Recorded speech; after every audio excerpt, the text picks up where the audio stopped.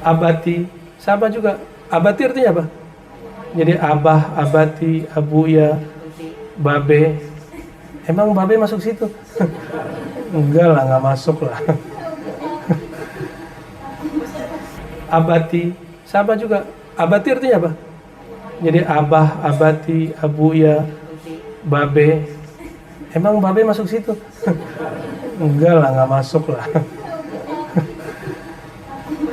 Maka, nah ini coba lihat, guru itu boleh dipanggil ayah, boleh dipanggil abah, boleh dipanggil baba, boleh dipanggil bapak, boleh dipanggil apa lagi? Buya, artinya sama semua itu. Buya, sama semua itu artinya.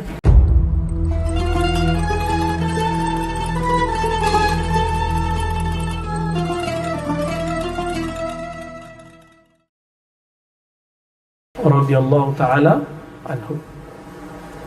Wa tasharrafa bi khidmati Syekh Amir Kulal. Sebelum meninggal, Imam Basamasi pesan, ini anak spesial, kamu didik. Maka ketika pulang ke Bukhara, kakeknya membiarkan Imam Bahauddin untuk meneruskan belajar kepada khalifahnya. Jadi di dalam ini, maaf nih, ini jangan salah paham antum ya. Ini bukan khalifah negara Islam, bukan. Khalifah dalam makna harfiah. Khalifah makna harfiah berarti pengganti. Ya. Pengganti guru atau asisten guru atau orang yang diangkat guru, itu namanya khalifah. Ya. Khalifahnya Imam Basamasi adalah Imam Amir Kulal. Imam Amir Kulal lalu laqanahu dzikra, mengajarkan dia zikir, wa amarahu bil mudawamah ala dzikri kalimatit tauhid dzikran nafi wal itsbat. Lalu zikir yang diajarkan oleh Amir Kulal adalah zikir la ilaha illallah, disebut zikir tauhid atau disebut juga dengan zikir nafi dan itsbat. Zikir tauhid dan zikir nafi dan itsbat. Namun dibacanya bukan keras, dibacanya sirran. Di antara semua muridnya, Imam Bahauddin lah yang disuruh membacanya sir. Sedangkan murid yang lain diajarkan jahar. Itu sebabnya setiap ba'da sholat, apabila Imam Amir Kulal zikir jahar, Imam Bahauddin keluar dan zikir sendiri. Dan dia zikir la ilaha illallah sendiri. Dia tidak suka zikir keras. Hati dia terlalu lembut untuk zikir keras. Ya. Beda dengan hati kita. Hati kita ini masih perlu dikerasi. Benar nggak? Ya. Tanya Buya Aldomi sekarang. Kalau nalkin tarikat saman pun zikirnya lembut. Ya. Zikir saman yang aslinya keras sekarang mulai lembut. Ya. Alhamdulillah. Wa ma kana yazkur jahran wa lam yakun didda dzikr jahri was sama. Beliau tidak menolak sama itu wirling seperti yang dilakukan sama Dato Dodo itu loh. Ya. Ya, muter-muter itu nggak ditolak sama beliau. Tapi beliau tidak melakukannya. Maka Naqsyabandi yang asli, yang murni tidak melakukan itu. Tapi boleh nggak seorang mursyid Naqsyabandi melakukan tajdid di zawiyah dia? Boleh.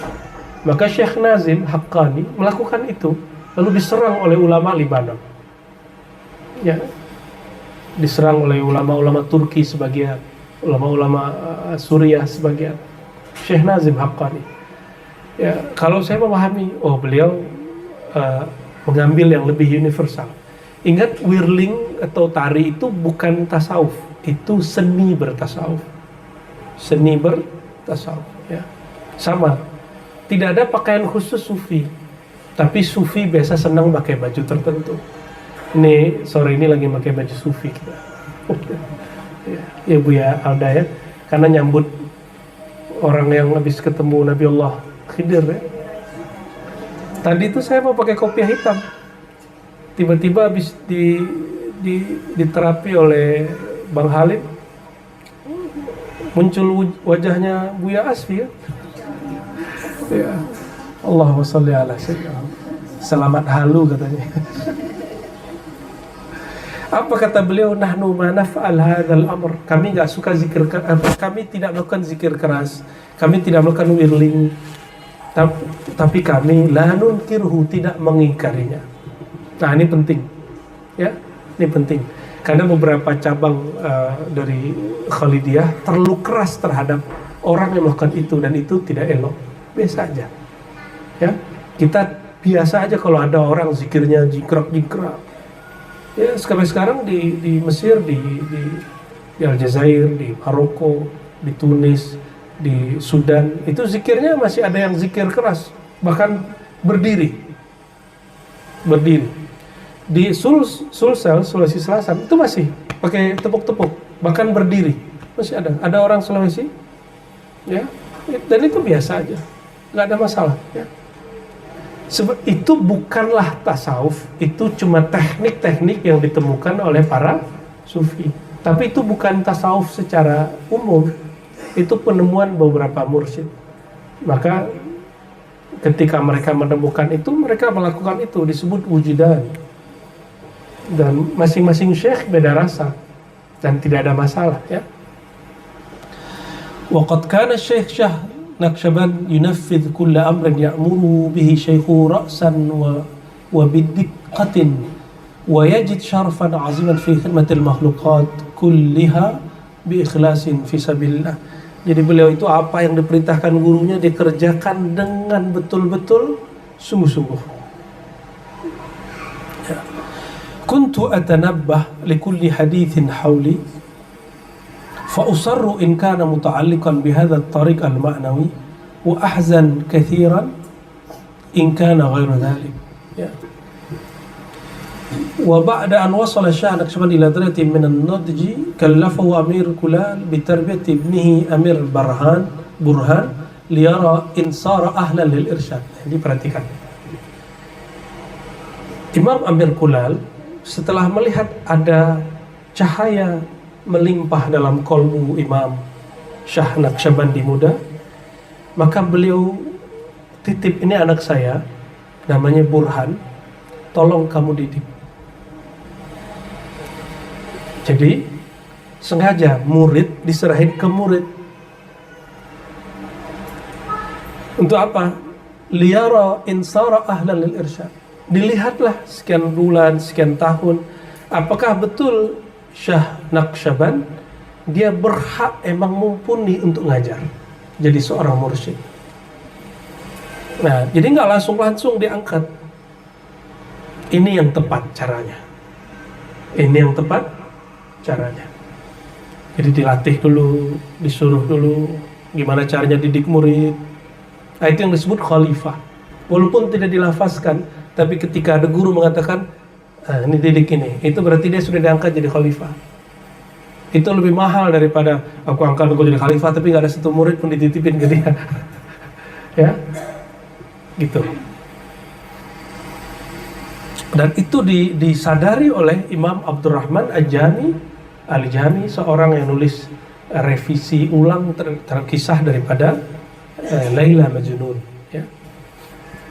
Belum punya kitab juga judulnya Nafahat. Nanti silakan dicari ya, Nafahat Sidi Syekh Abdurrahman Al-Jami. Fa'adraka Amir Kulal rahimahullah bulugha Syah Naqsyaband martabah 'aliyah fi hadha at-tariq wal qudrah 'ala as-sumu fil maratib faqala lahu ya waladi. Jadi setelah terbukti Imam Bahauddin memang nurnya melimpah, tidak hanya untuk dirinya tapi melimpah kepada murid-muridnya. Maka ini coba lihat, guru itu boleh dipanggil ayah, boleh dipanggil abah, boleh dipanggil baba, boleh dipanggil bapak, boleh dipanggil apa lagi, buya. Artinya sama semua itu. Buya, sama semua itu artinya. Abati sama juga. Abati artinya apa?